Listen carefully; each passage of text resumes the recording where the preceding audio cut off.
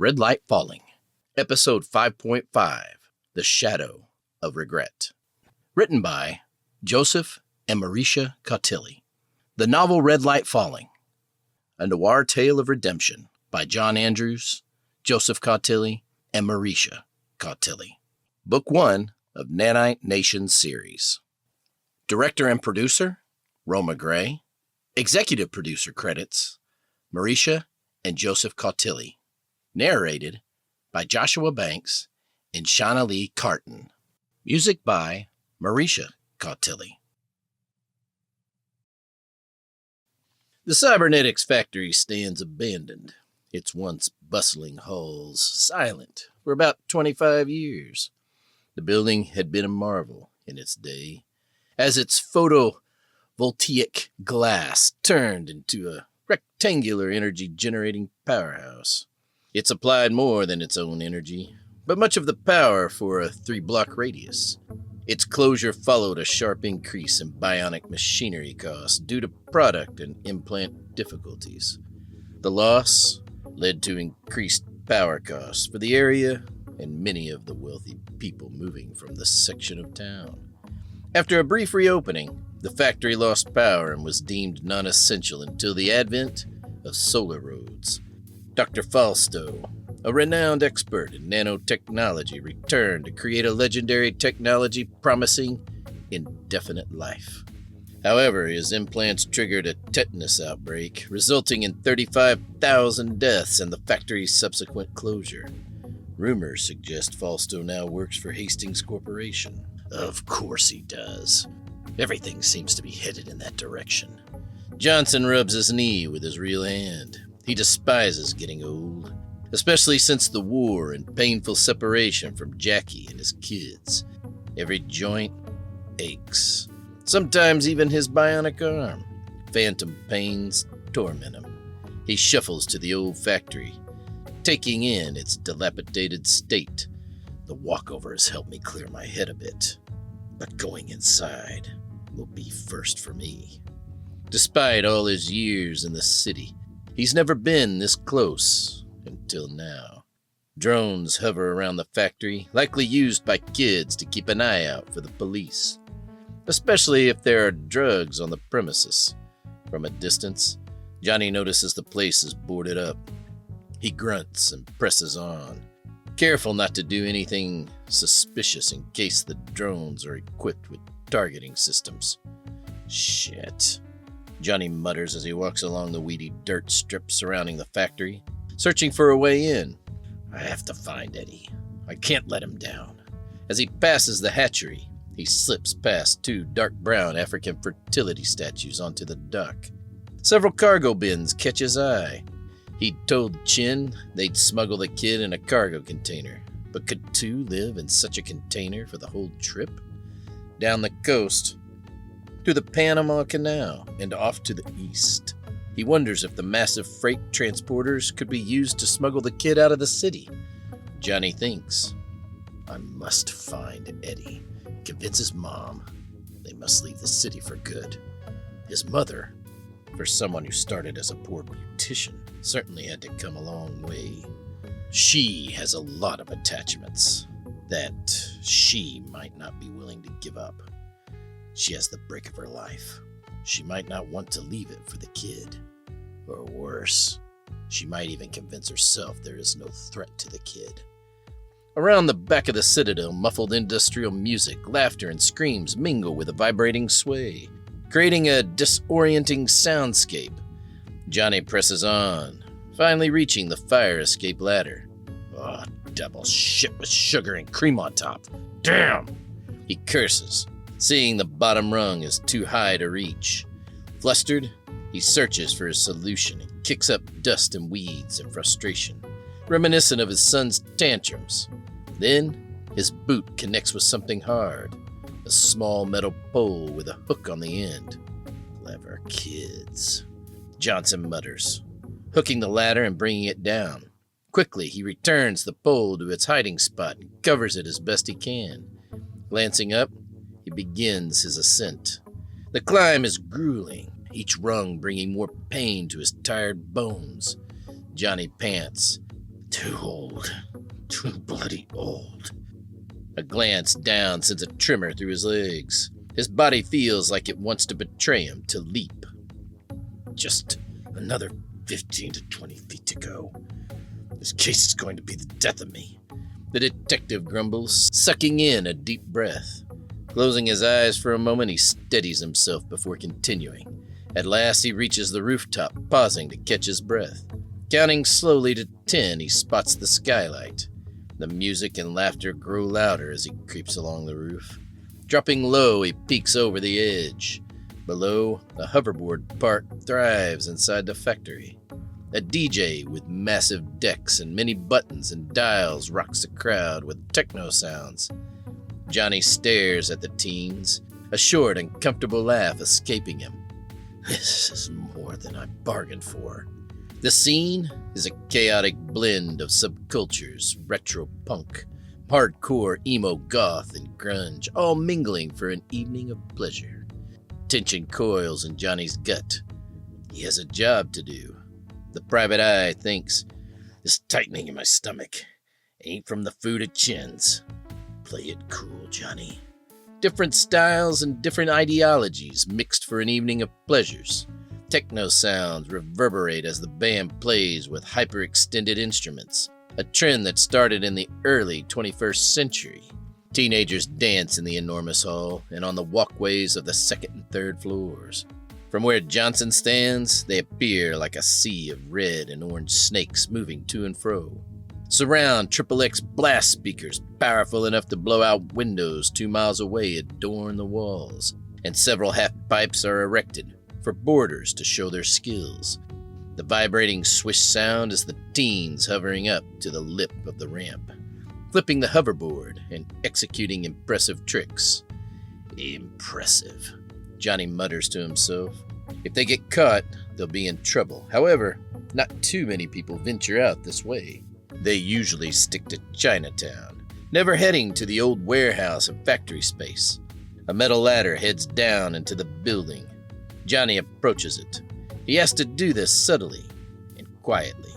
He places his foot on the first rung and climbs to the top floor, where sleeping bags and old futons are scattered.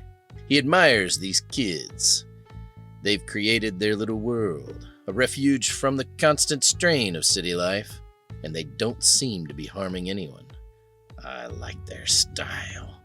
Lost in thought, he doesn't notice a young couple kissing as they come up the metal stairs into the sleeping area. Johnny hears a shocked gasp from the girl, snaps out of his reverie, twists his neck to locate the sound, and loses his footing. He falls backward several feet, luckily landing in a pile of sheets and duvets. Whoa, dude! You okay? Inquires the young man. The young couple rushes to assist as Johnny achingly brushes himself off, cursing himself. They're probably in their early 20s. The skinny boy with a substantial auburn afro and male complexion helps Johnny to his feet. You're not a cop, are you? The boy inquires, his voice overly dramatic. Deadpan, Johnny assesses the young girl, who is probably younger than the boy, but not by much. Johnny shakes his head disapprovingly. He hopes this stuff means something to them. Not exactly, no. And I'm sorry for trespassing. The boy guffaws and the girl smiles, hugging his side. Dude, this isn't our property. We're just the outcasts of the city, you know? But once it was emptied, this place remained emptied for so long. Hastings boarded it up after that tetanus outbreak. I can't recall, but we heard about it in school. Lots of people died. The detective forlornly gazes off into space before returning his focus to the kids in front of him. Yeah, I remember. A sad time for New Cyber City. A very sad time indeed. Apparently, some of the older boys say they were experimenting with mutated cells or something. I thought that was cured and locked away in the past, like all defects and impurities. The girl says she's a little chubby with a bright, happy face as she hugs the auburn-haired boy. So... She gazes inquisitively at Johnny. Don't sweat it, kid. I'm not here for any of you. I think what you've done here is admirable.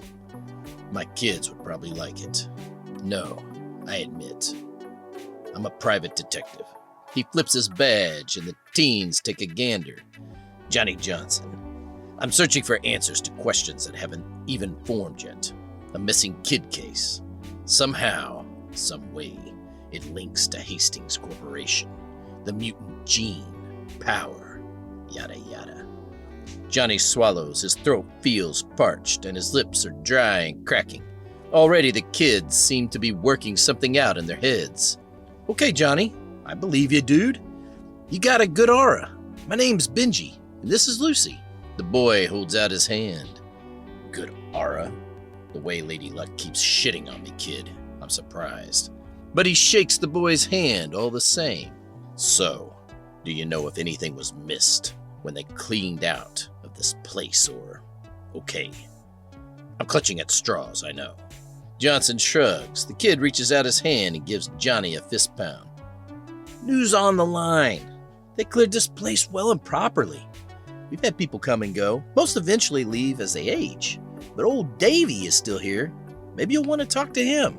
He knows all, or so he has people believe. As one band finishes, a new one takes the stage, changing the sonic landscape of the rave.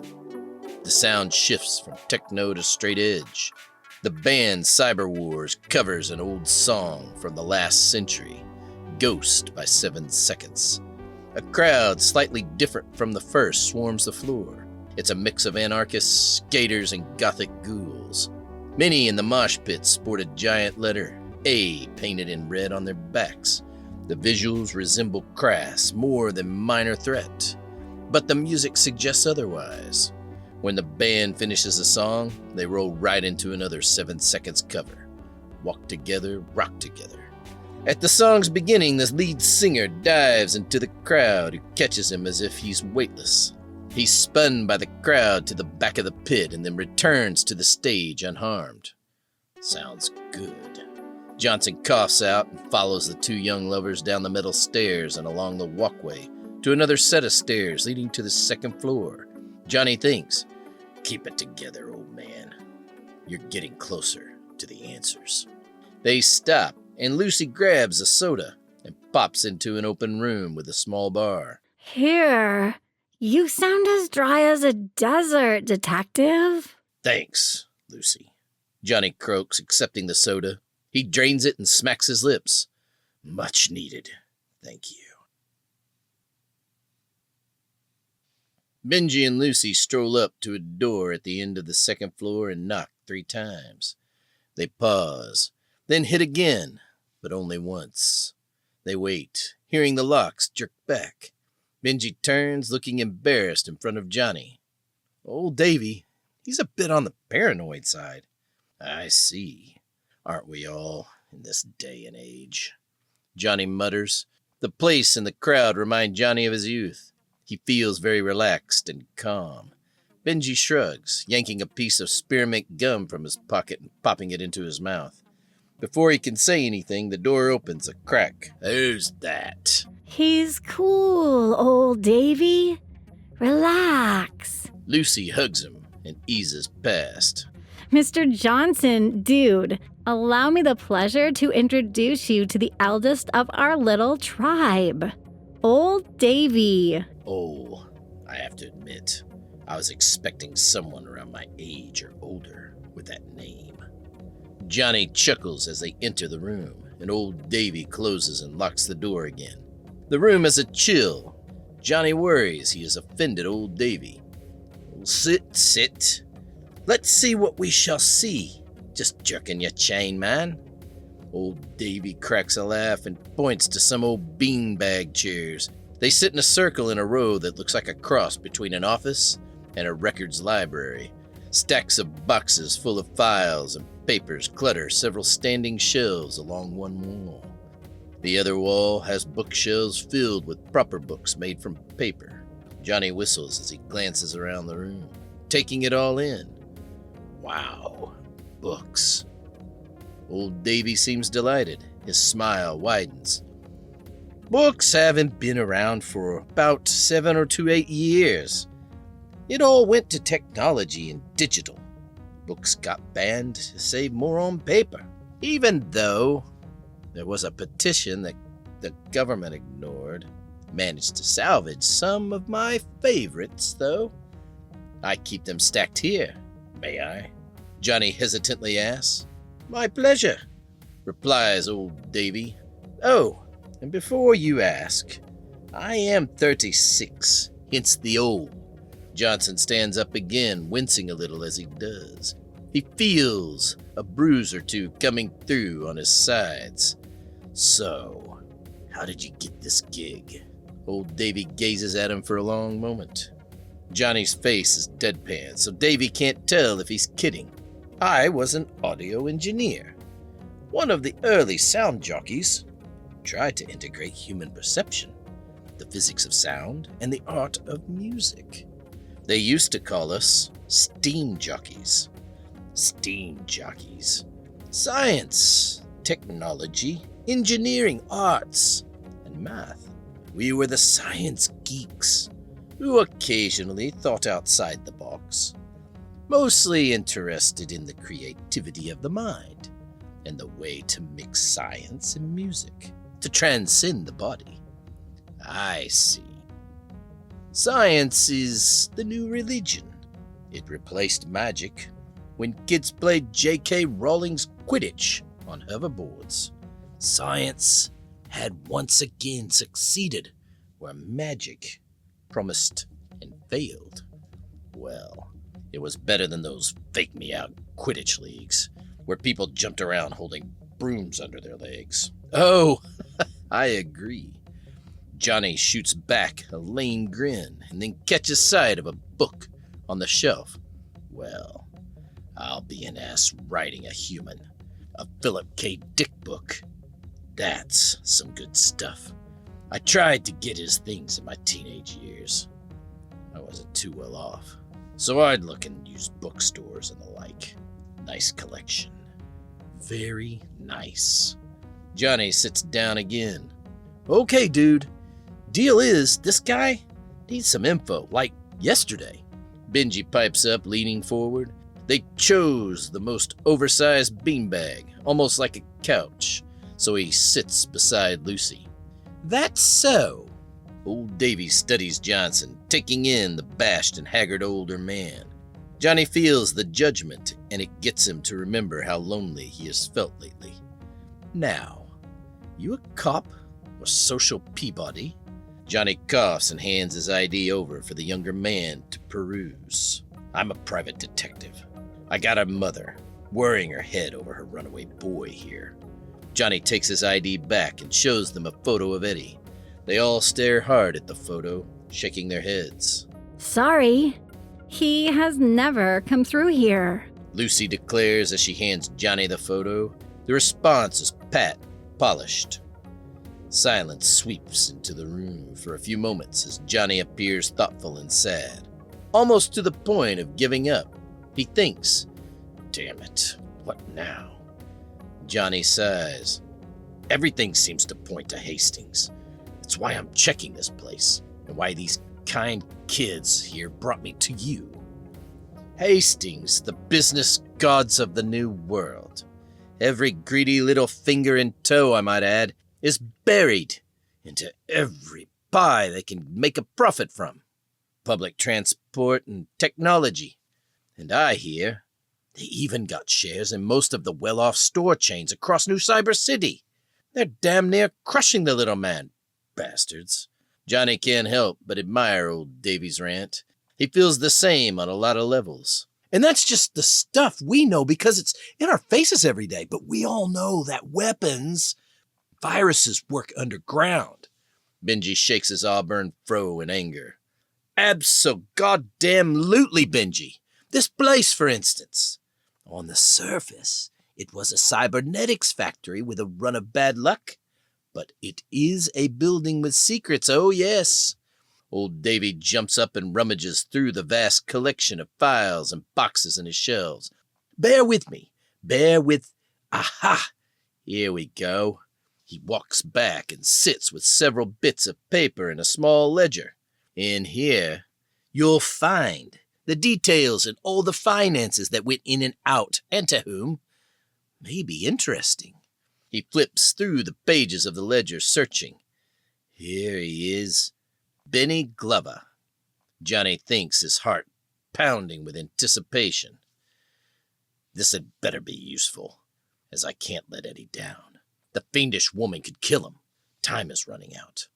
Also, Chin is going through tons of work. I need to deliver the kid. Old Davy passes the ledger over to Johnny, who nods in appreciation. Take a look at the zeros on the last date.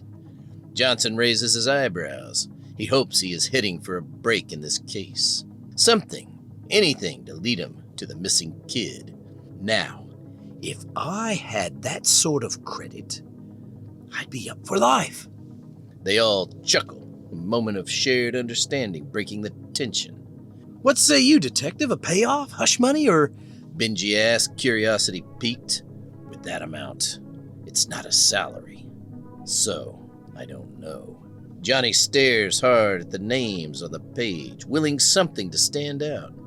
Come on, there's got to be something here. Johnny gazes at the form and thinks, bingo. There it is, a signature at the bottom. Tom Rattling signs all these transfers. Proof of his involvement, but nothing on where the kid is located. When the kids and old Davy appear nonplussed, Johnson smiles, feeling a warmth spread across his cheeks. This is it. He's a suit, a bigwig at Haastings, and he just happens to be dating the mother of my missing kid. He lets the information sink in, watching their expressions shift. Okay, it seems you're on a roll. Lucy beams, her excitement contagious. Almost. I'm unsure why he would just sign off on that much money to one guy. Johnny muses, deep in thought. Then old Davy chimes in. Well, you'll love these. Sadly, they're a bit scattered. I found them most of this stuff in a small hidey-hole when I first started renovating the place with my buddies a long time ago. They appeared necessary, so I kept them. Here. Johnny takes the file. The cardboard cover flaps in his hands. He leafs through it, finding documents, photos, and notes, all suggesting that Haastings was developing new technology using a strain of nanites behind the cybernetic work. What the... I'll be damned. Ignoring the pain and aches, he stands up fast, excitement surging through him, startling his hosts. I could kiss you guys. I won't, but I've got the link I need, the missing piece of the puzzle. Can I borrow these? Sure, all yours, dude, old Davy says with a nod. The red lights from the stage flood into the room. Johnny flinches hard, the color triggering a wave of memories. Hate red or something? Old Davy chuckles, trying to lighten the mood. Something like that. Bad memories from the war. Old Davy gazes at Johnny, his expression softening. In the war? Johnny's voice is hollow. He touches his old tattoo, and old Davy notices. Yeah, in some ways. It still haunts me. Old hardcore scene, kid. Haven't seen a tattoo like that in ages. Johnny nods. Sometimes it reminds me of better days. Days of friends, community. Davy reaches down and picks up a small light. I can fix it, you know. Johnny raises an eyebrow. So, you double as a shrink? Davy laughs. Nothing like that. I have some experience with brain hacks. I had the exposure treatments and some of the drug cocktails. Johnny says, waving off the offer. I'm fine. Optogenetics. It uses lasers to stimulate electrical potential. Sometimes I can change memory valence from negative to positive. Davy suggests, his tone earnest. Johnny contemplates the idea for a minute, flipping the file between his fingers. Then he raises his eyes to meet Davy's, his voice lowering and becoming grittier. I don't need to switch the valence of the memories. I learned to trust my fear. I live with it. Small wins with it. I need to keep my pain to make things right. Life isn't about feeling good. It's about living a life with value and meaning. Davy laughs softly and says, "You are a wise man, Mr. Johnson. Or a bloody stupid one." Johnny replies, his grin lopsided but sincere. But either way, I've got a job to do. Within minutes of leaving, Johnny frantically dials his phone while trying to hail a cab. The street lamps in this section are powered by algae, which the city experimented with before returning to vapor lights. The hues bleed through the darkness, banishing it as the streets of New Cyber City stretch out before him. Life never unfolds evenly. Johnny understood this. The old brick houses from the late 1700s stood next to glass and steel next to the newest 3D printed components arcology.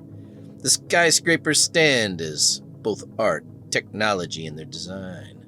Their climb to heaven with smart glass incorporated photovoltaic cells providing power for the buildings is an inspiration. Gazing up at the massive New Cyber City buildings, Johnny finally understands the Tower of Babel and how it frightened the gods. It goes further, as machine learning has optimized the construction process. It all chills his soul. If the towering skyscrapers represent heaven, the inequity on the streets bore out mankind's hell. Graffiti-laden passageways and homeless people wandering, too afraid to sleep at night because of violent attacks that went far beyond killing a guy when he was down. The streets remain crowded, with pedestrians bustling along them. The heavy air is thick with the scent of street food and ozone from electronic devices. Johnny lifts out his Mega Smart to dial Daisy once again. Within a ring, her hollow form appears. Yeah, boss. How did it go? The mutant gene, Daisy. It's the link. That's where Eddie and the other kids fit into all of this. Johnny says, his voice urgent. I think they want to clip it into ordinary people with this new wave of nanotechnology. They'll dominate the health market, treating so far incurable ailments.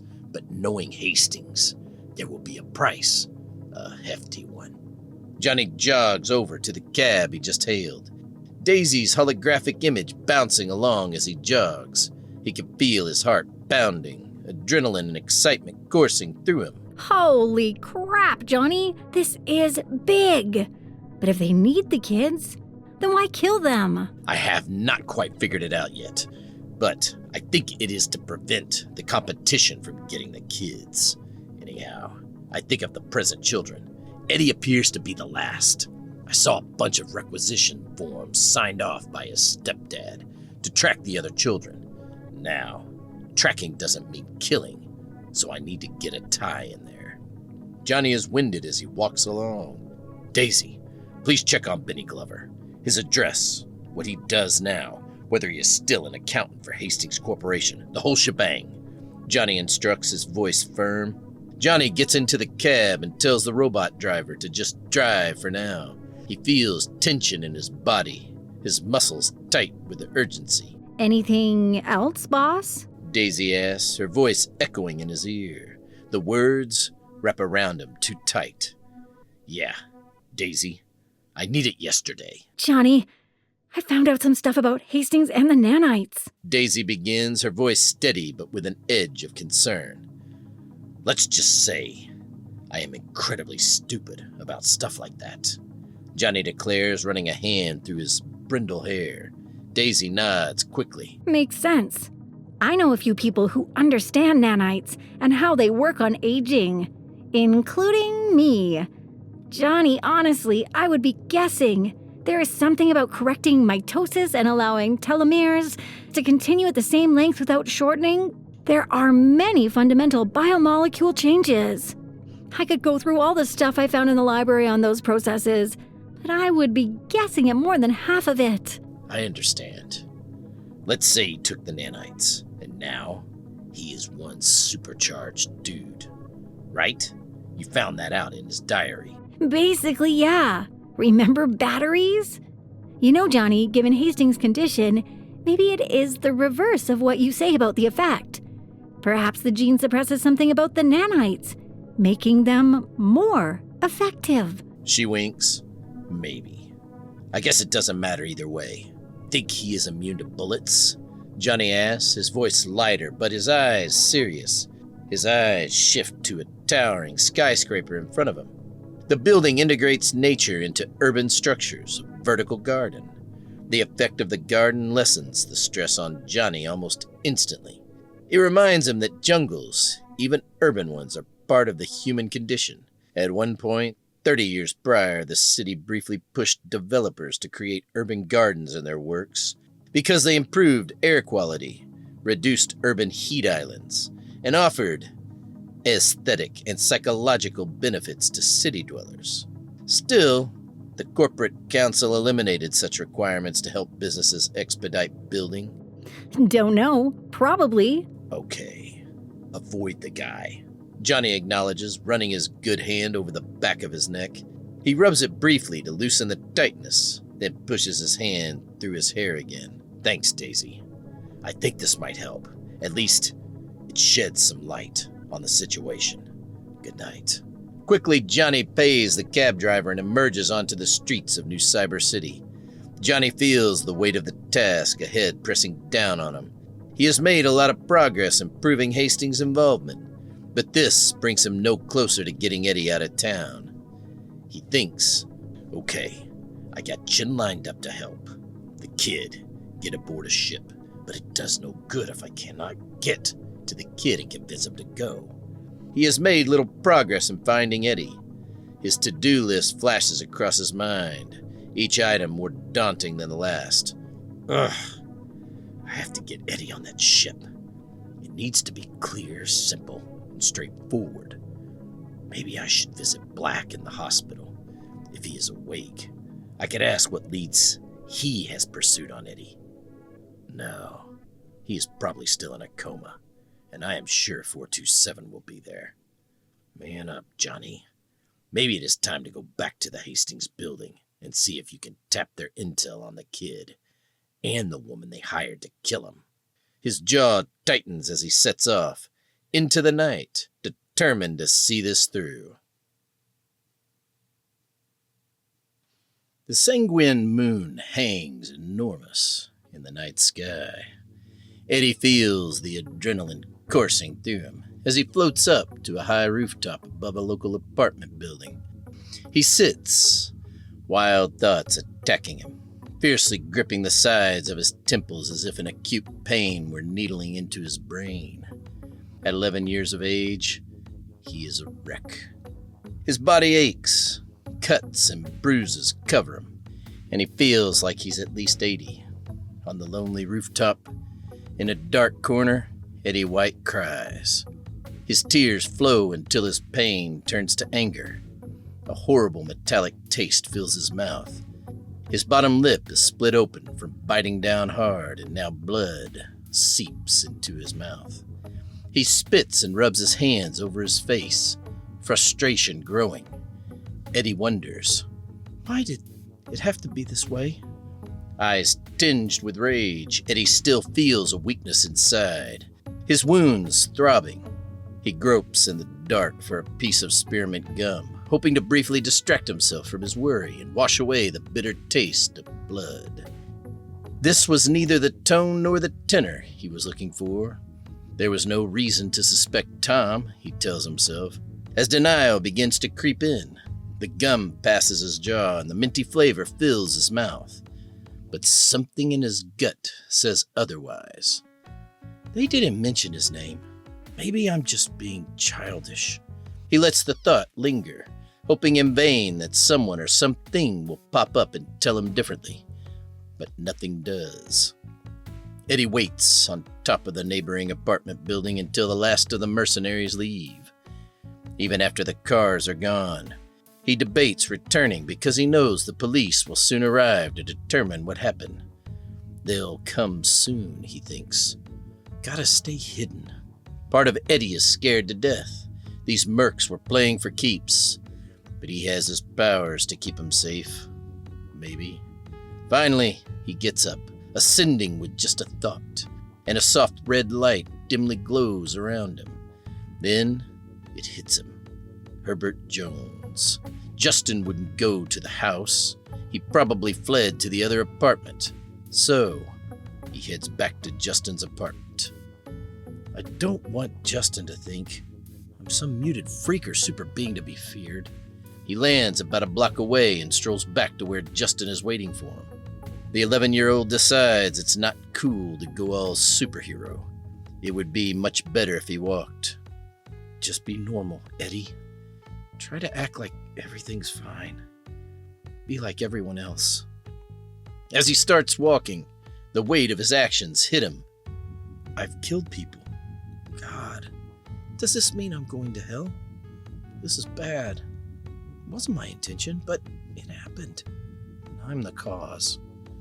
He marches down the street, turning sideways when he brushes against people.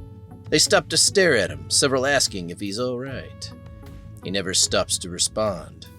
Mostly, he doesn't even look back, preferring to concentrate on moving and not engaging in petty niceties. Keep moving. Don't think. Just keep moving. You, the boy in a hurry, calls a strange man on the street. The one with the tears in his eyes. Why so sad? Eddie pushes himself, moving faster. He wants to get away. He turns a corner. The man had not followed.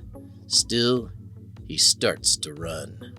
5 blocks later, his eyes are red and their sockets are swollen and distorted. He slows back to a stroll and keeps his eyes down, checking the surging panic. But tears stream down his cheeks. His brain is still stunned. He racks his mind for the details. How did this happen? Why did this have to happen? Eddie clearly remembers that about a month ago, Tom Rattling casually held out a piece of sushi and offered it to him, followed by a slice of ginger to clean his palate.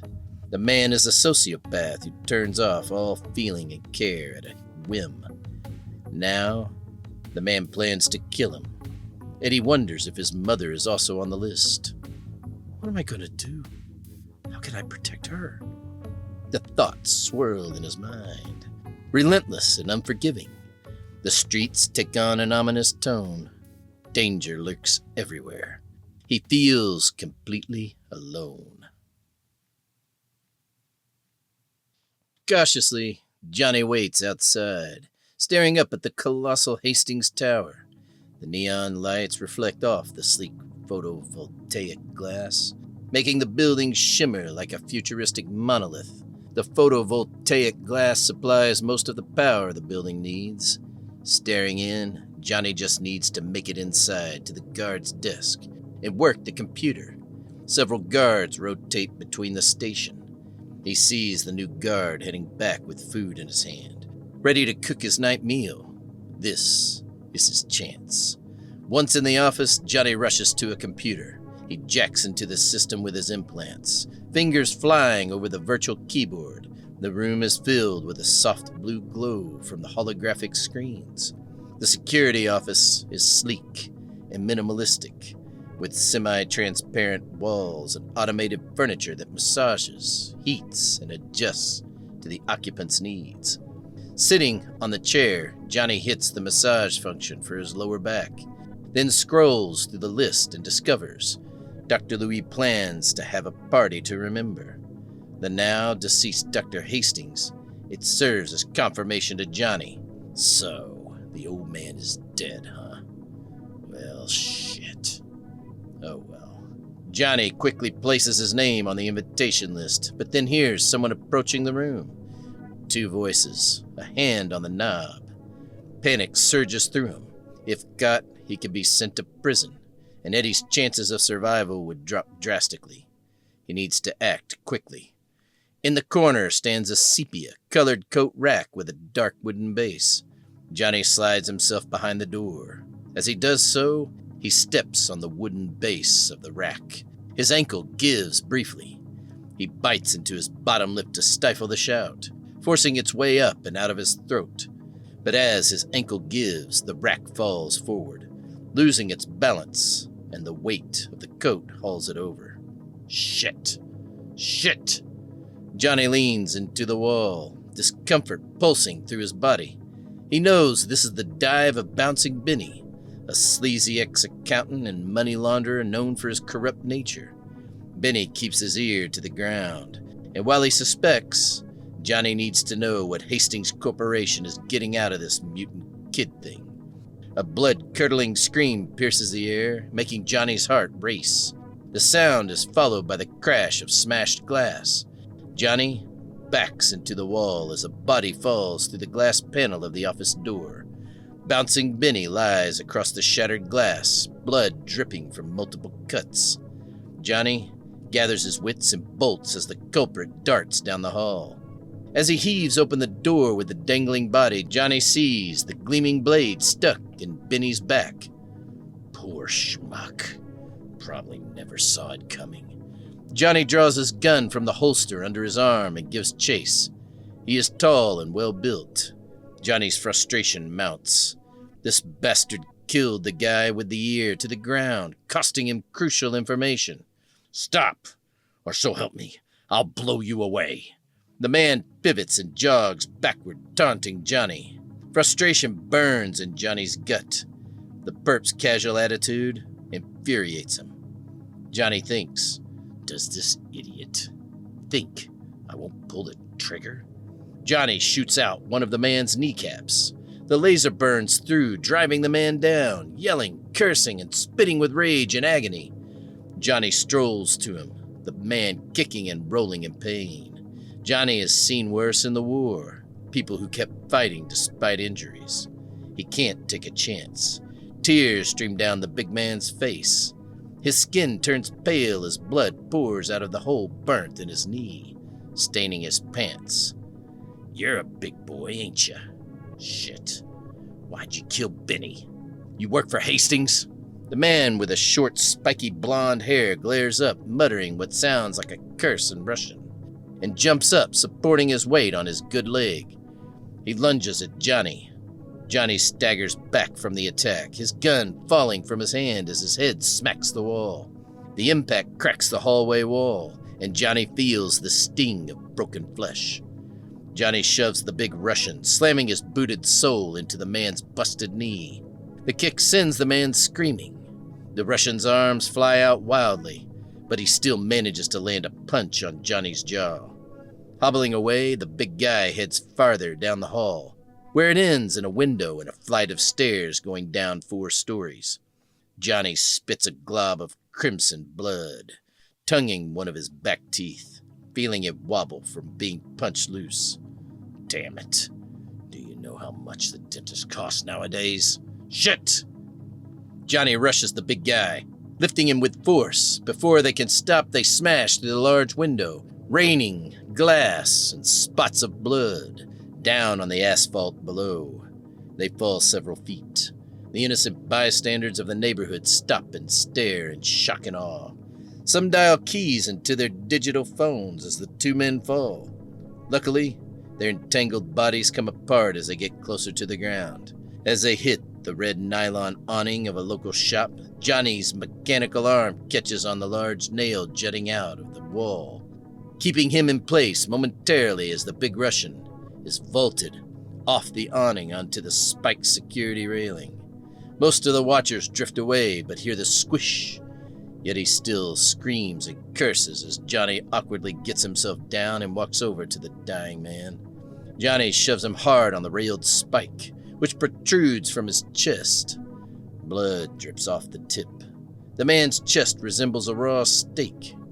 Breathing heavily, Johnson staggers 2 feet. He reaches down before heading back to the office to retrieve his gun. He also wants to have a proper look around the place before the police arrive. Johnson flashes his ID to the onlookers. It's okay. I'm Private Detective Johnson. Did somebody call the cops and medics? Abusive, dude. It crossed the line. Police brutality and all. Johnny notices she has filmed it. Maybe he was excessive. He nods. The woman and her little boy nod. In the background, sirens grow louder from down the street. When the officers arrive, Johnson approaches them, handing his ID to one of them. The officer grabs it from Johnny's real hand, staring hard at it, then leering at Johnny. The young officer hands it back to the older man. The younger officer goes to the woman, who airdrops him the event video. Fear taints Johnny's heart. His actions may have just condemned Eddie by winding him up in jail. Eddie trudges back to Justin's house, his steps heavy and his mind swirling with confusion and fear. I have to get back. Justin will know what to do. He always knows what to do.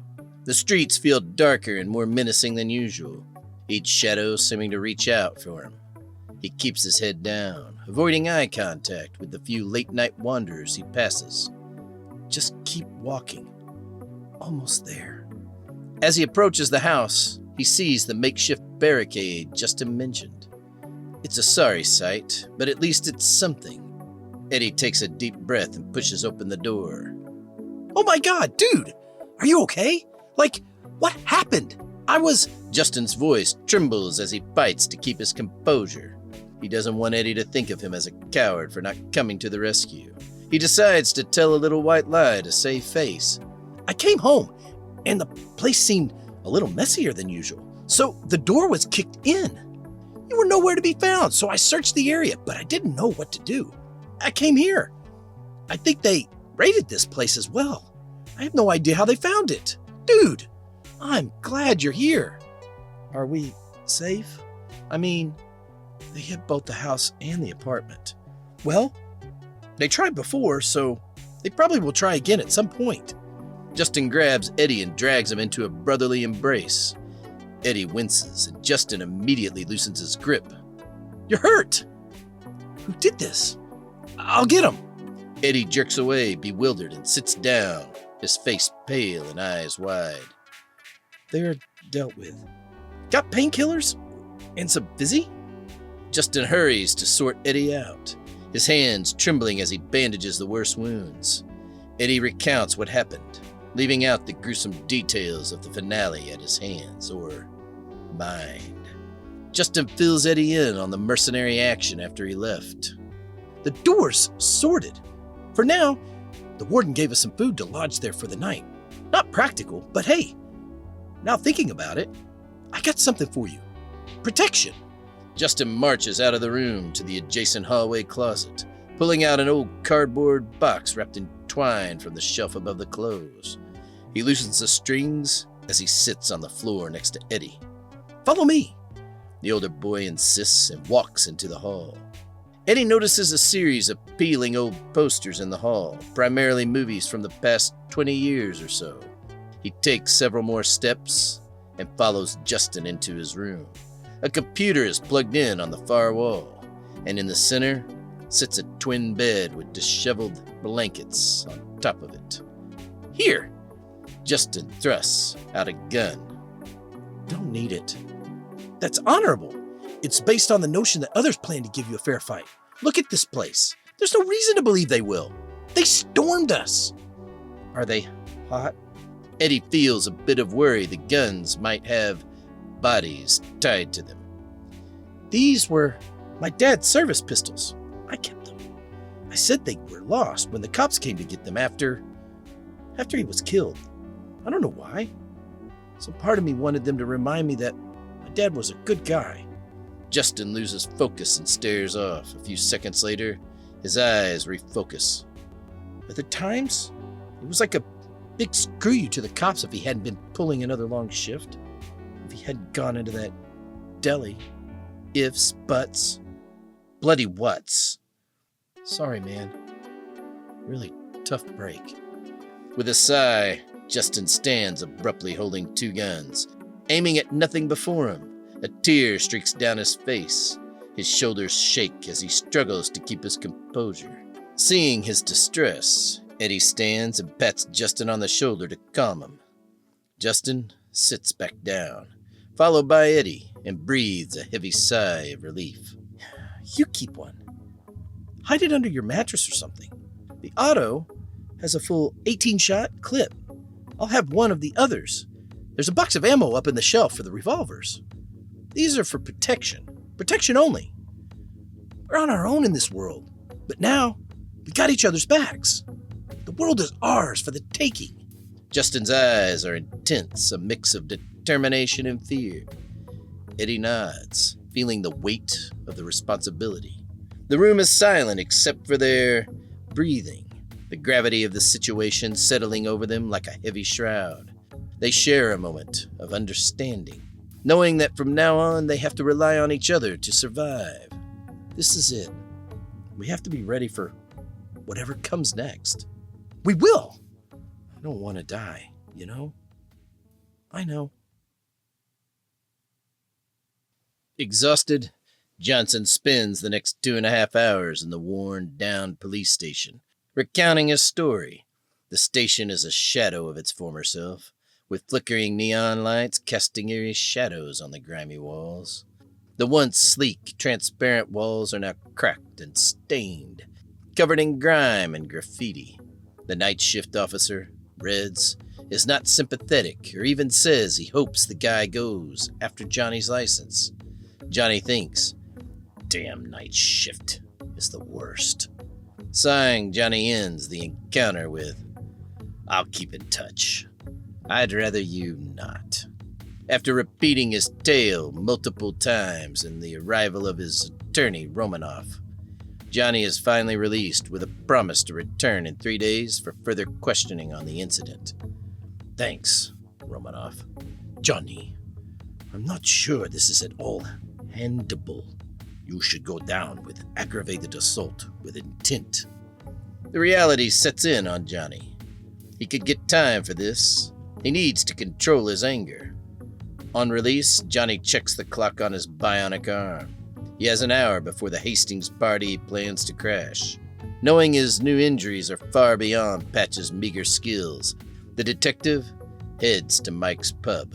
The drive is slow, and parking with his unresponsive arm is difficult, but Johnny manages to make it.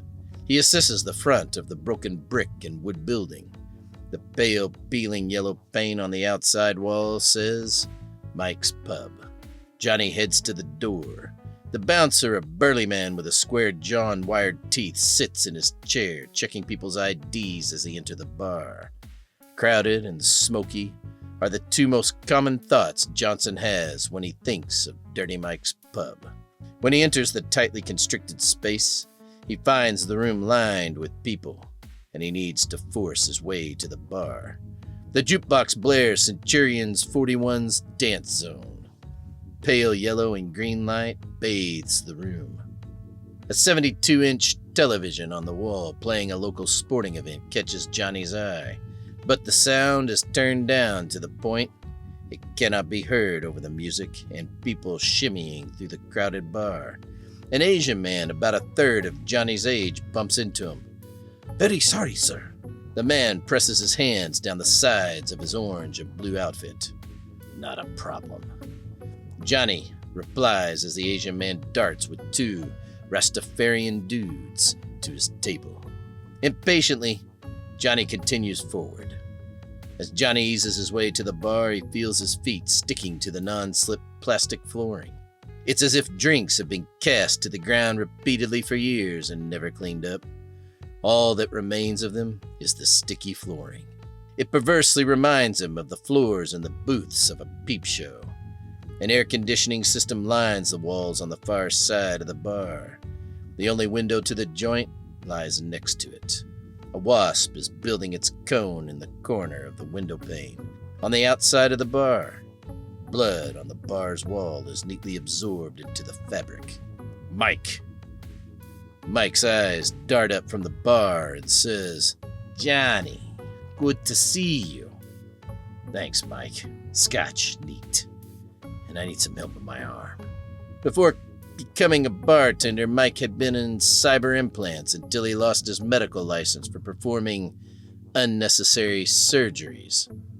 Johnny, you know, I can get in a lot of trouble, insists Mike, but he doesn't say no, so Johnny pushes. I know, Mike, but it would be a big favor. His voice barely rises over the song Green Onions by Booker T, which just started playing in the background. "All right, in the back," says Mike. Johnny staggers to the side of the bar. Mike taps a young man also working the bar, telling him to man the station. Johnny pushes the back door open and he and Mike waltz into the back room. Like the rest of the bar, the room is filthy and unkempt. Boxes clutter the sides of the room. Some of the boxes are ripped open, but many are sealed shut. Mike carries his toolbox in one hand and a mint julep for himself in the other, as he shimmies into the poorly lit room and draws out a laser screwdriver. Johnny sits at the chestnut polyurethane table in the center of the room.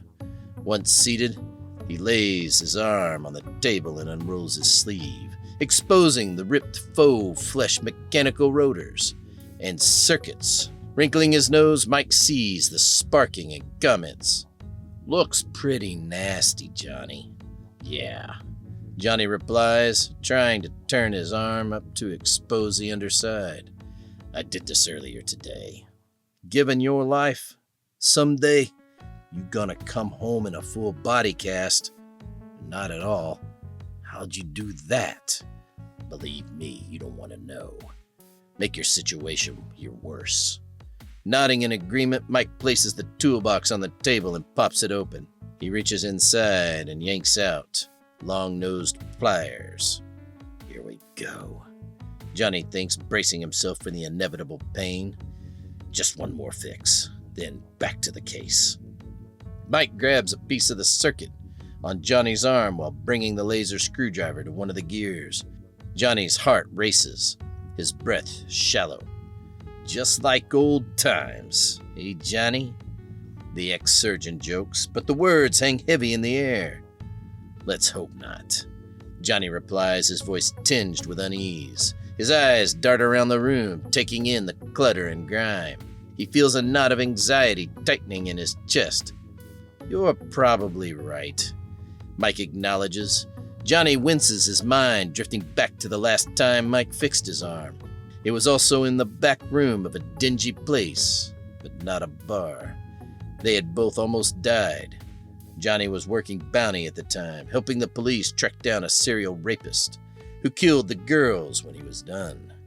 The sadness of the situation creates a sense of hopelessness.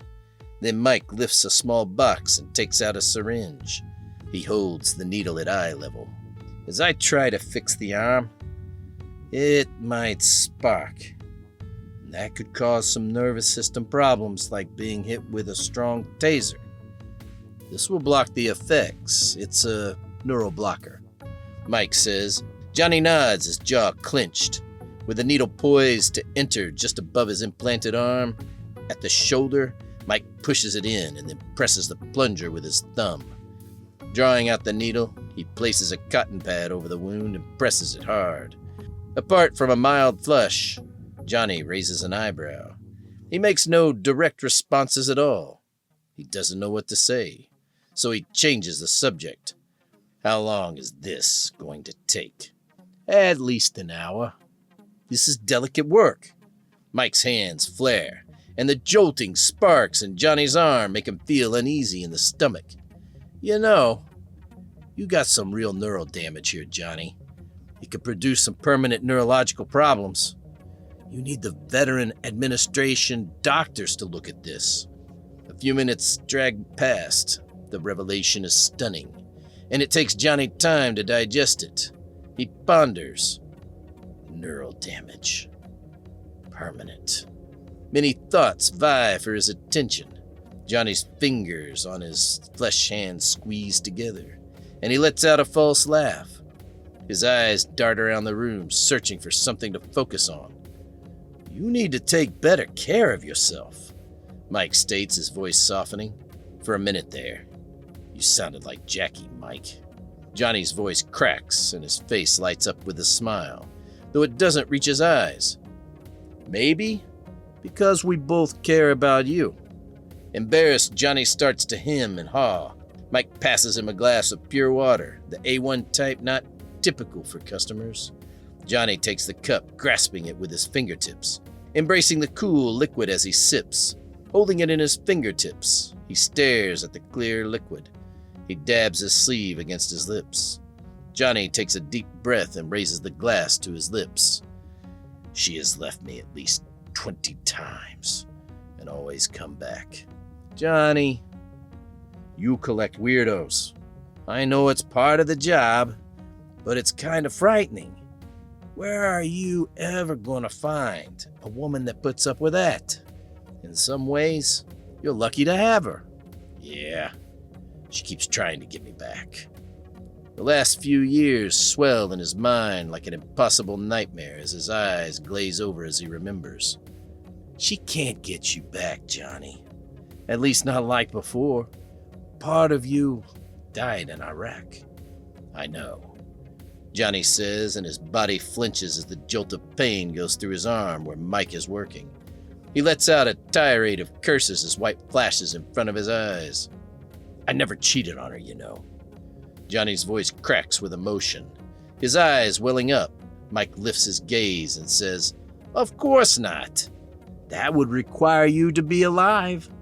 Johnny flinches again, this time at the words. Part of him has felt dead inside for years, like his body shut down during the war. It's an emptiness deep inside, a numbness that is only pierced by high emotions or pain and, of course, guilt. The guilt of what he did has led him to second-guess himself and his decisions each day. Mike picks up a laser scalpel and adjusts, his brow furrowed in concentration. I like to think I forgave her, but sometimes it resurfaces, and I need to forgive her again. Johnson hems, hunting for the words. Then he wails, not for not trusting me, but for being unable to help me move over the wall in my mind. I guess it's silly, and I blame everyone for it. The truth is, it's my wall. Johnny, Jackie cannot bring you back either. He is just another case. Only you can get yourself back from being numb inside. I've tried that fake it till you make it stuff for years. It doesn't work. Sure, for a few days or weeks, I can force myself to focus, but then I'm right back to feeling dead. It ain't fair to her. What ain't fair to her is that you never told her. Mike's voice is unusually reserved as he tightens an electrode near the gyro, raising Johnny's arm. Replacing a power coupler, Johnny nods while Mike diligently works on his arm. Johnny tells Mike how he got the injury. Of course, he's not sure if Mike wants to know. Mind if we have some tunes while I finish up your arm? Johnny nods, and Mike orders a small boombox waiting on the side counter to play CDs. Wasting My Time by default comes on.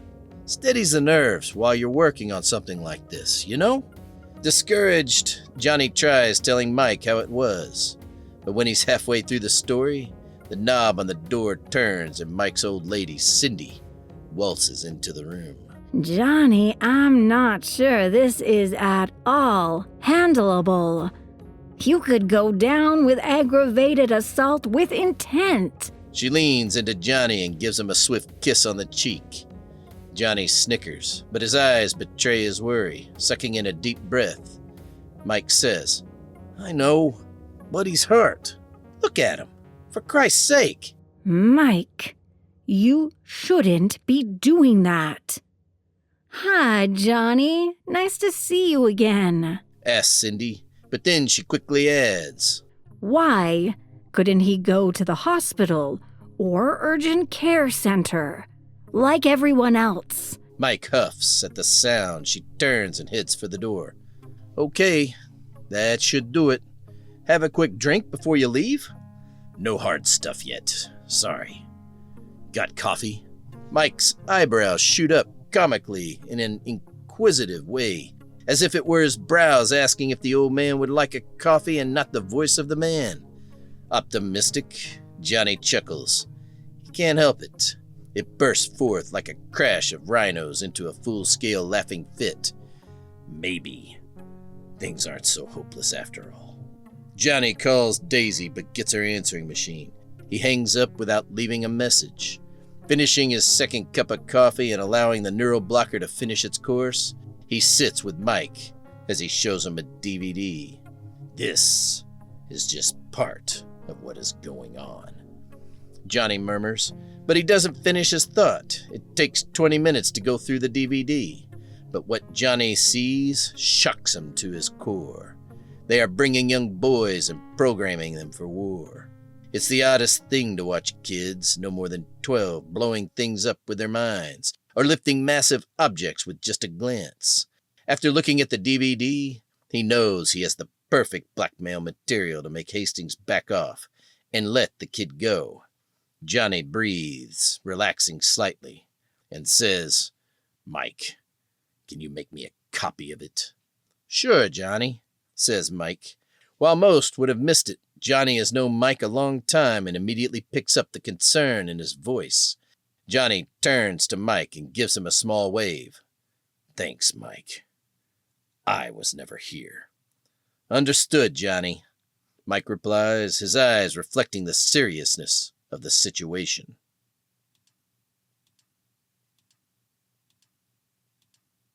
Feeling doubt and regret, Lui sits in a room at the highest point of the Hastings Tower. The penthouse is gorgeous, with large windows, a tall ceiling, and abundant space.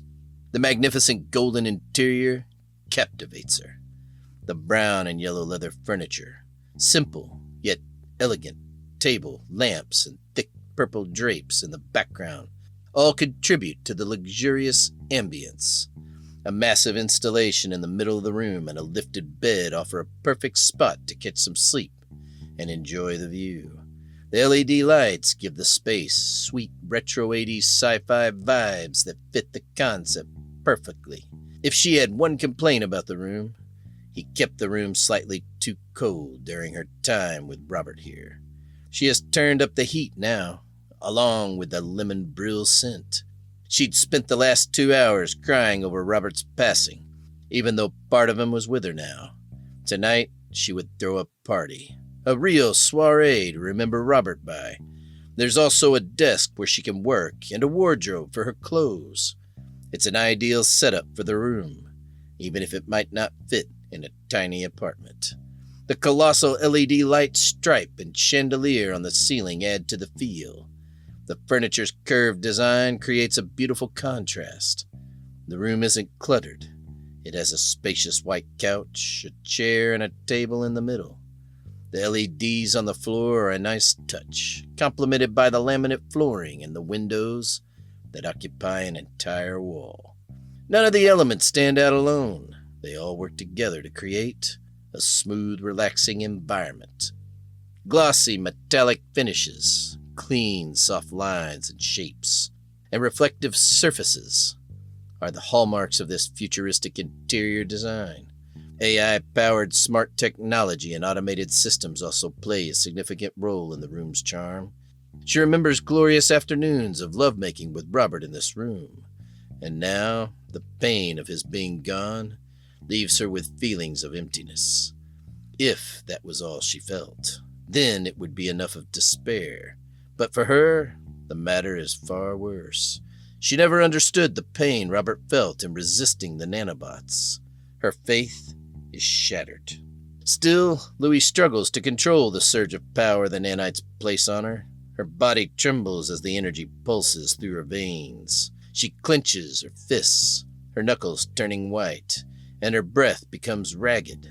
Her reflection in the glossy surfaces reveals eyes wide with fear and a face contorted in pain. She quickly comes to understand that if she denies them, they unleash unbearable pain on her. A sharp, stabbing agony grips her every time she tries to resist. She realizes the nanites have an agenda that she is now a part of, whether she wants to be or not. Yet for the sake of all, she must partially resist, and in ways the nanites will not understand. I can't fight this. I need to control it. Somehow. Louie's eyes dart around the room, looking for anything to help her regain control.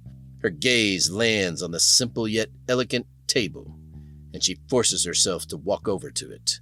Each step is a struggle, her body fighting against her. She raises a trembling hand and grips the table's edge, using it to steady herself. Focus, Lui.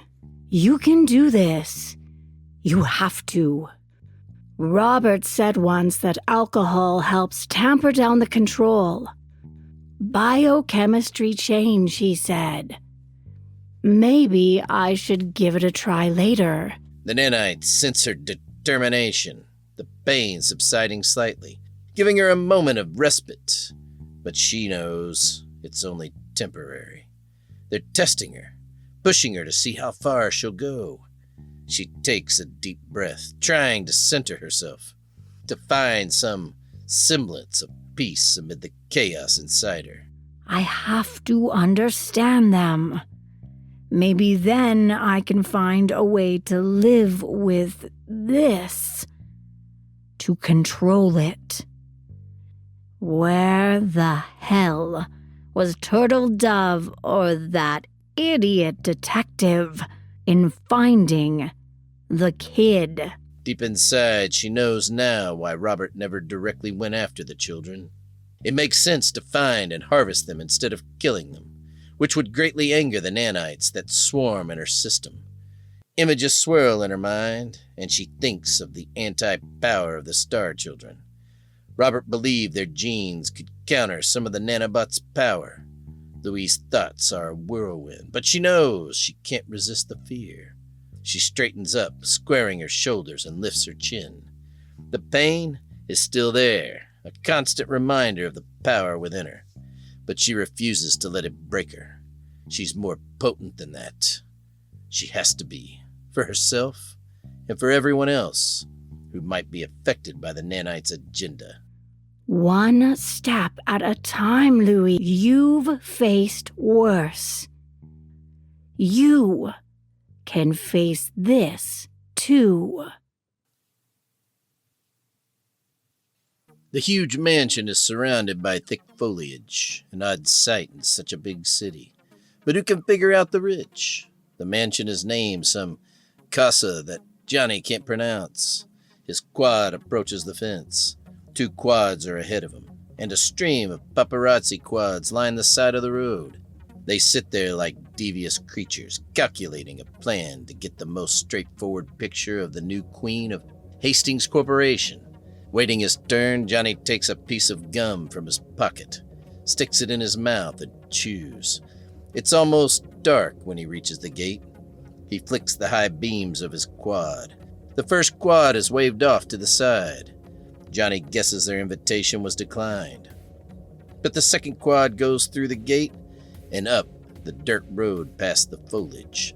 As Johnny's quad soars in, it's instantly greeted with suspicion. He's not the sort who would be invited to this type of party. "State your name and business here," the guard says. Johnny catches the sight of the ion blaster latched to the guard's belt. The guard's face read, "No nonsense." "Johnson, I'm on the invite list." The guard searches up and down the list. When he finds Johnny's name, he greets it with surprise, and then glances up to the guest. "Welcome, sir. Enter that way." He points to the dirt road. "And have a wonderful time at the party." Slowly, Johnny proceeds up the road. The mansion is white marble with 3 big flower beds in front, filled with lilacs and petunias. The mansion consists of buildings opening to a complex of 4 more around a pool. Behind the pool is a lake. The first building has a stone statue and a fountain in the front of it. Water pours out of the fountain from a statue of water, nymphs flirting with each other while holding a jug. From the jug, water spouts out. On each side of the pool sit gargoyle statues of obsidian. Trees and bushes around the mansion complex are pruned into shapes of tigers and birds. There must be over 100 cars in the front of the white stone mansion. The actual size of the shindig amazes Johnny.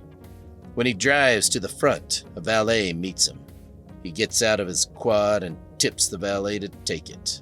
First, the valet opens the door and places a white cloth over the seat. Next, the valet sits inside. He seems hesitant, as if he thinks the quad might collapse at any moment. Finally, he drives off. Johnny walks to the entry. When Johnny arrives at the entry, he walks to the front guard. Johnny Johnson. I'm on the guest list. Yes, right here. Sir, welcome. Most of the guests are in the back. Thank you, Johnny says as he walks toward the yard next to the large, open foyer. The place is a mansion, mostly made of marble and stone. Johnny hears the echo of the guests talking as he heads to the back. Johnny passes several waiters. One has champagne and another has hors d'oeuvres. He takes a glass and several hors d'oeuvres off the plate, stuffing a few in his jacket pocket for later, and popping a few into his mouth. They are delectable. The waiter appears annoyed, but Johnny smiles. When he reaches the yard, hundreds of people are there. They walk over stone pavers, and the yard is outlined with beautiful, well-kept bushes. There is a lake in the yard. Underwater lights installed in the lake beam up into the sky. The lights push into the sky, giving the grounds an odd bluish tint and highlighting the guests with a moonlight look. A large platform sits in the lake's center with a full orchestra and 3 lovely women. All the women wear fiery demon-red dresses that show some of their metallic bras and blue breasts. They are entirely blue with pink and green hair on top. They sing beautifully, and from the sounds of their voices, Johnny knows they are genetically enhanced singers. They move in unison, singing an old Andrew's sister song, Mr. Sandman, as couples dance and sway along the banks of the lake. The lake itself is glassy still, and for a while, Johnny wonders if the water is real or a strange hologram. His heart pounds and tension builds as he scans the crowd. Johnny thinks, "Stay calm, Johnny. Just another night, just another case." When a woman reaches down and touches the water, sending it rippling out, Johnny has his answer. The lake is real, not a hologram. The conversation flows around him, and Johnny searches for Tom, or the host according to the news, the new leader of Haastings Corporation, Dr. Lui. He finally sees her at the far end of the garden under the gazebo, surrounded by men and women, all captivated by her charm. Moving toward her over gravel and patches of grass, he passes more waiters passing out food and grabs some more, shoving them into his pocket. 2 minutes later, he stands by the rose bed before the pavilion. The orchestra on the lake starts playing another Andrew's sister song, Aurora. He hears Dr. Lui mention that she is moving toward the pavilion, to her bevy of guests. As she strolls through the crowd, several guests offer her condolences at the death of Haastings. She smiles with a dignified reticence, hinting at the vastness of her sorrow. Stating how much she loved the man, Johnny listens to the litany of what a wonderful guy Haastings was for about 15 minutes from Louis, until her tone shifts suddenly when a young man asks her about her plans for the company. She insists she has many plans for the company now that she has gotten everything, but for the most part, they should expect things to remain as they always have been. She starts entertaining them with a story of how she argued with one of her lab assistants. He was furious. Louis laughs, her tone a peculiar mixture of hard and sweet. But I told him to rerun the test. The diapers needed not to break when the baby soiled them. The crowd laughs politely, but Johnny glances over, shocked. Louis is much too young to have worked on the diaper project. Indeed, her depth of description of the project sounds much more like she had been there. Johnny thinks, no, it cannot be. Oh, Johnny, now you're just imagining silly things. But the thought that somehow Haastings had survived and taken to Louis' body is a thought he cannot shake. Did he replace her? Is she gone? Are they in there together? Johnny's stunned and bewildered expression catches Louis' attention, especially when his nose wrinkles. Realizing how out of practice his poker face is, Johnny curses inwardly. Louis walks over to him and says, "And who might you be?" "Johnny Johnson," he stammers, knowing the old expression the jig was up. "I am a nobody. I was quite surprised to have received an invitation." In the background, Johnny hears the orchestra playing and the women singing, "Oh Johnny, oh Johnny." "I'm sure you were, Mr. Johnson. Louise says, her eyes narrowing slightly.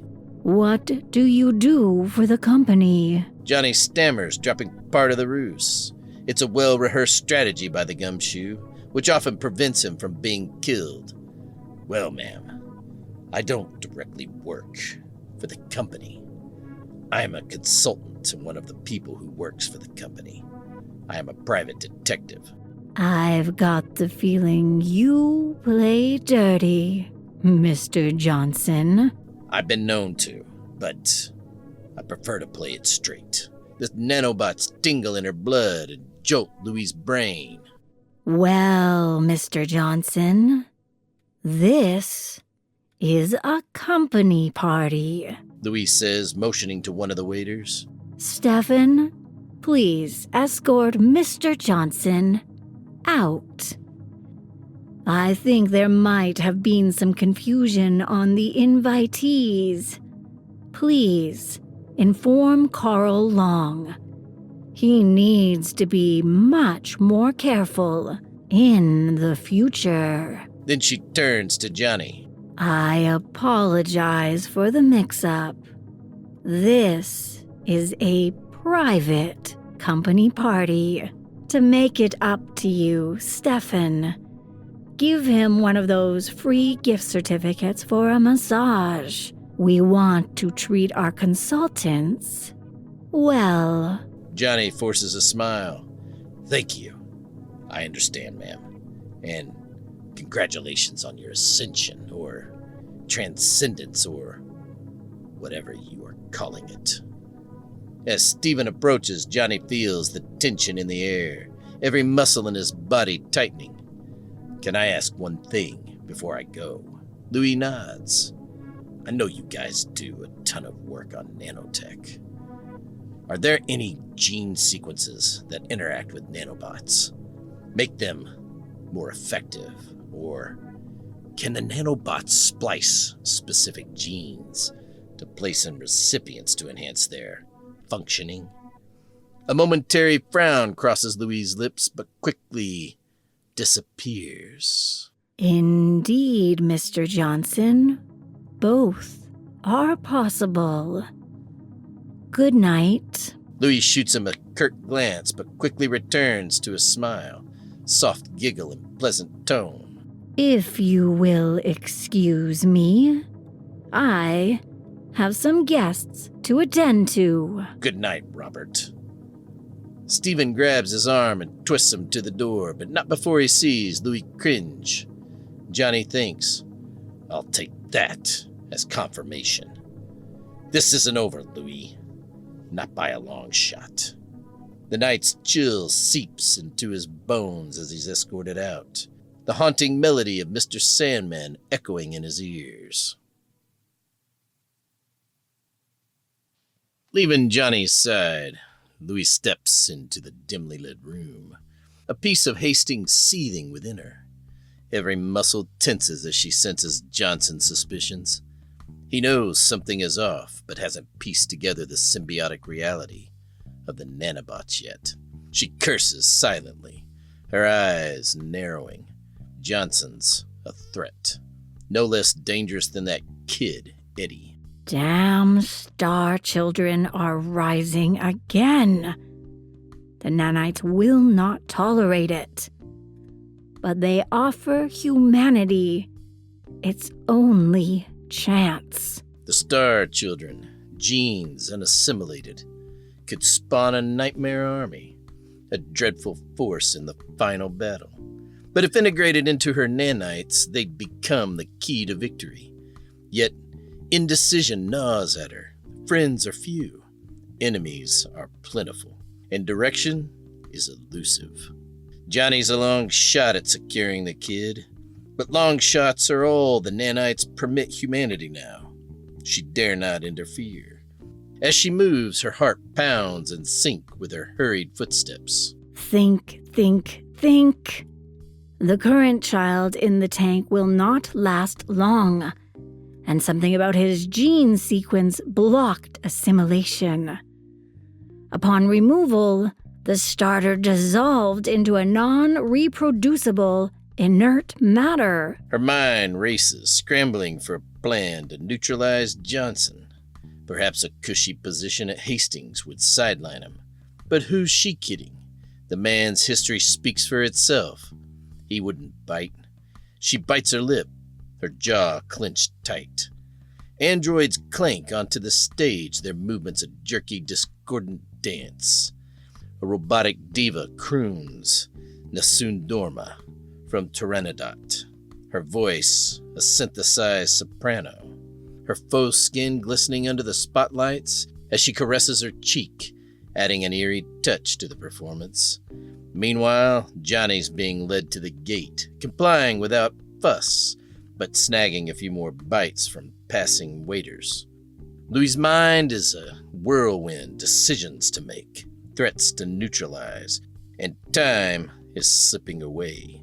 Her brow furrows and she clenches her fists, frustration etched across her face. 427 sits quietly next to Detective Black, her fingers gripping the sponge tightly as she wipes the sweat from his brow. The dim light casts long shadows across the sterile room, the rhythmic beeping of the medical devices the only sound breaking the silence. Black's face is pale, the deep lines of his coma etched into his features, untouched by the cortical stimulators and the constant regenerative treatment working tireless on his liver. The weight of 427's desire to join the hunt for Black's would-be killer is heavy on her chest. Focus. Stay by his side, she tells herself, her eyes lingering on his motionless form, pain like her circuits burning inside her.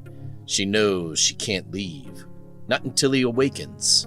The doctor's words echo in her mind, reminding her that even if he wakes, weeks of treatment lie ahead before he can leave the hospital. Her gaze shifts to the hollow television in the corner of the room, flickering with the static before the image of Hastings' passing announcement fills the screen. The news feels distant, almost surreal, as she watches it unfold. Yet amidst the gloom, there's a glimmer of hope.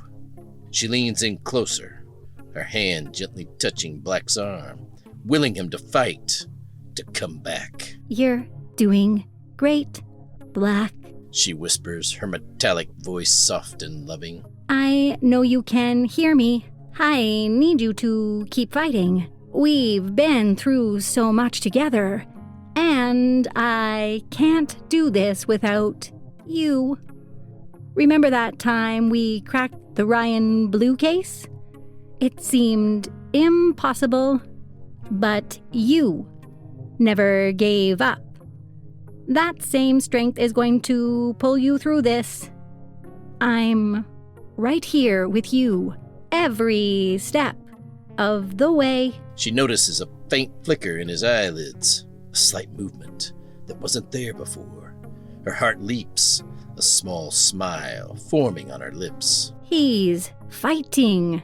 He's improving. The android thinks, feeling a surge of hope. Detective Black isn't waking up yet, but this small sign of progress is enough to give her the strength to keep going and remain by his side until he finally opens his eyes.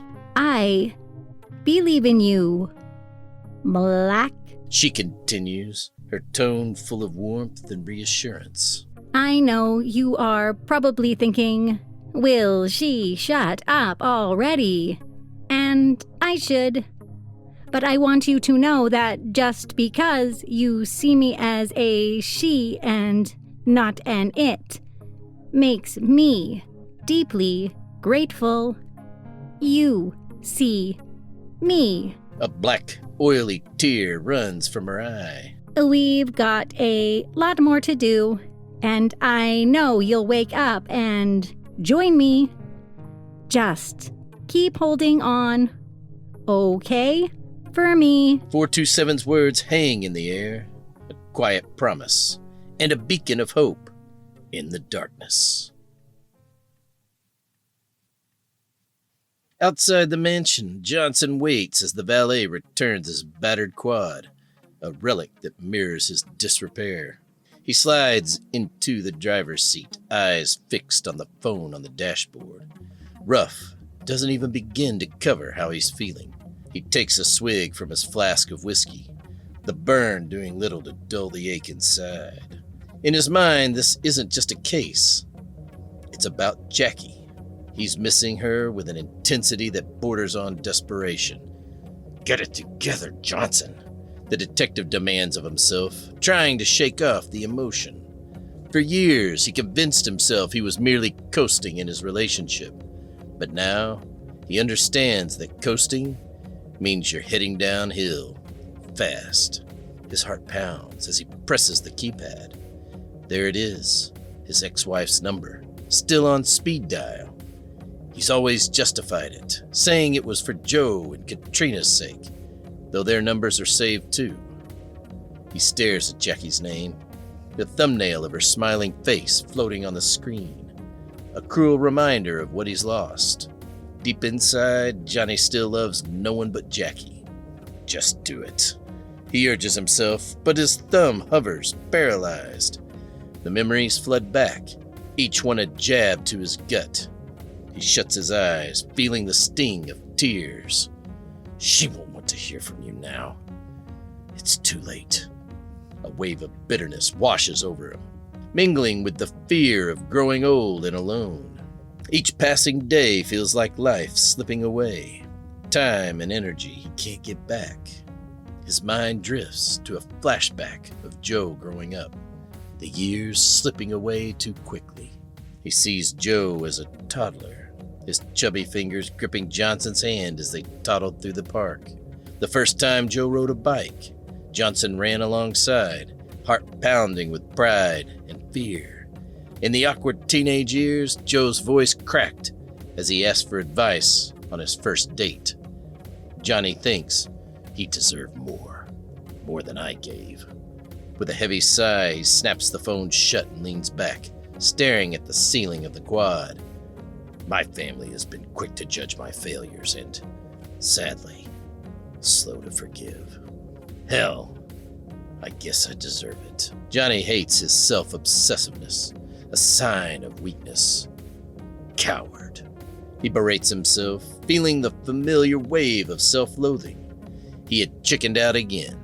The pain of her absence mixes with his anger at his own weakness, leaving him in turmoil as he starts the engine and heads back to the office. The weight of unspoken words and the creeping dread of aging alone weighs heavily on his heart. At the precinct, news arrives of the murk attack on the foster home where Justin is staying. Officer J flinches, feeling a knot tighten in his gut. He genuinely likes the kid. A team is dispatched to the house, but Jay marches straight into the captain's office. Yes. The captain smirks, eyeing Jay with curiosity and patience. Sir. Jay begins, his voice steady but urgent. One of the kids at the place, I've gotten to know him. His father was an old friend on the force, and I'd like to check if he's all right. That's why I sent you to the house. The captain replies, a hint of irritation in his tone. I've got a feeling he's not at the house. Jay sighs, running a hand through his hair. The other day, his alias was used to rent an apartment a few blocks away. I've been watching it because I figured he might run away. I wanted to ensure that if he did, well, you know. When a juvie rents a place, you're supposed to notify the caretaker. Justin owns the current home. She knew that and suspected something would happen, so he anticipated the possible rental. I've been watching his credit score requests under the alias. All right, check it out. When you report back, we need to discuss procedure. Take a team. It might be better if I was alone. Scared kids and all. No, take the team if there are mercs there. Yes, sir. Jay replies, a sense of unease settling over him. 17 minutes later, Officer J leads the raid on Preacherson's, or rather, Herbert's place. Officers of the Scorched Wing Division, booted up and ready, storm into the building. The kids are listening to the Dead Kennedy's California Iber Alice. A small camera at the entrance, hidden in a regular potted plant, relays the image to Justin and Eddie. "Oh shit!" Justin exclaims, panic flashing in his eyes. They grab their ready-made emergency bags and head to the fire escape. Lights blaze as they make their move. Justin clambers up the ladder with Eddie, following, hearts pounding as they hear the door bust open behind them. Officer J's voice rings out, commanding them to freeze. Something hits Eddie hard as he attempts to climb the fire escape. He loses his grip, falling backward. Justin's scream pierces the night as Eddie plummets. The scream jolts Eddie from his stunned state, and he manages to slow his descent by sheer will. The SWAT team rushes towards him, and before he hits the ground, Eddie swerves, darting upwards like a comic book superhero. He tells Justin to run, their only hope in a desperate escape. Officer J orders the squad to back down and head to the ground floor while he attempts to talk Justin Preacherson off the roof's ledge. "Remember, we are here to protect them," he tells the lead officer, who adds, "Yeah, save them from themselves, foolish twits." The officers back off. Justin inches forward, and with a mild breeze, Jay knows he could go over the side any second. "Hey, buddy." Jay starts, his voice steady, but full of tension. "You don't want to do this." He immediately regrets the words as they leave his mouth. He thinks, "Stupid, Jay, stupid. What do you know what I want?" Justin calls back, his eyes locked on the ground below. "You're right," Jay corrects himself quickly. "I don't know, but believe me, kid, it gets better." "Not for me," Justin replies, his gaze still fixed downward. "Every day just gets a little harder. I know it's tough for you, but look, you're quite the entrepreneur. You bought a house and had an apartment on the side. You have the smarts to run this city someday. I know you hurt. Let's talk." Justin stares off the side, sweat beads on Jay's forehead, gnawing at him. He wipes it away with the back of his hand. "I'm off the ledge. We can sit and talk about it. You must be getting tired with all that's happened tonight. Every night. And you are one of the people who makes me the most tired. Station can make it safe and predictable for a few hours at least." His sneakered toes are over the side. His weight balances precariously on his heels. "I don't want to go there. To have all those people look down on me. To me in a cell with wackos. Justin, I'm not going to harm you, okay? You know that. Come away from the ledge. Look, me and your dad, we had a deal, okay? It's why I'm hard on you. I promised your old man I'd look out for you. And, well, you sure don't make it easy. You and my dad were friends. Close friends. It's just what makes it harder for me." Jay inches forward, ready to grab the kid if he tries to go. "Don't come any closer." Jay freezes. "Come on, Jay, think. You had that stupid crisis management class.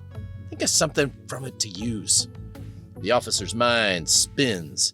He assesses every option and tries to think of a way to seem to validate the kid's emotions while helping him problem solve. "Okay, kid, let's take this slow. I can see you are tired and scared. Just give an old man a break. Take a half a step away from the ledge. We can work our karma out. Together, we can think this through." Justin cracks a snicker, but then the building begins to rumble. It's a fracking quake. Jay leaps toward Justin, arm outstretched, hoping, praying he can catch him. But it's too late. Justin falls off the side and takes all of Jay's strength not to follow him over. Within 12 seconds, the quake is over. Justin's body lies splattered on the sidewalk below. Jay collapses at the edge, his face twisted in disbelief. No, not like this. Justin couldn't survive the drop. Jay failed. He rolls onto his back and stares into the sky, the weight of his failure crushing him. He thinks, I couldn't save him. I promised his dad. How did I let this happen? The pain of failure mixes with the harsh reality of his limitations, leaving him feeling hollow and defeated.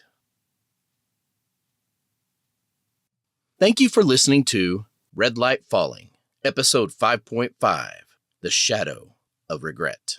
Written by Joseph and Marisha Cautilli. The novel Red Light Falling, A Noir Tale of Redemption by John Andrews, Joseph Cautilli, and Marisha Cautilli. Book 1 of Nanite Nation series. Director and producer, Roma Gray. Executive producer credits, Marisha and Joseph Cautilli. Narrated by Joshua Banks and Shauna Lee Carton.